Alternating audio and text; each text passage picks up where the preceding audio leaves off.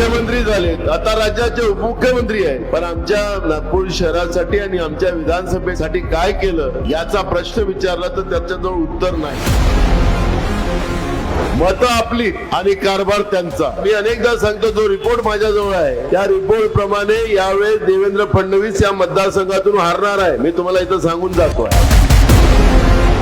लहानाचे मोठे तुम्ही या नागपूर शहरात झालात. यांच्या विकासानं नागपूरमध्ये एखादा दिवस पाऊस पडला जोराचा तर पूर्ण नागपूरमध्ये नाव फिरते. एक काळ होता की नागपूर हिरवगार नागपूर होतं. विकासाच्या नावाने नागपूरचं सर्व हिरवेगारपणा संपवला. मोदीचं सरकार आलं, तुमच्या तोंडातली साखर पण काढली, खायचं तेल पण काढलं, तुमचं तेलही गेलं आणि तुपही गेलं.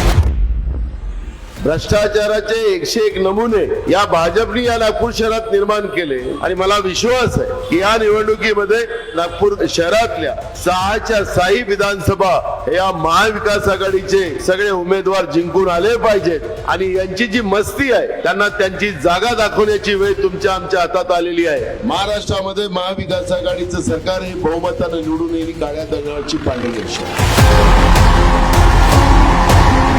जात पे ना पात पे, मोहर लगेंगी हाथ पे.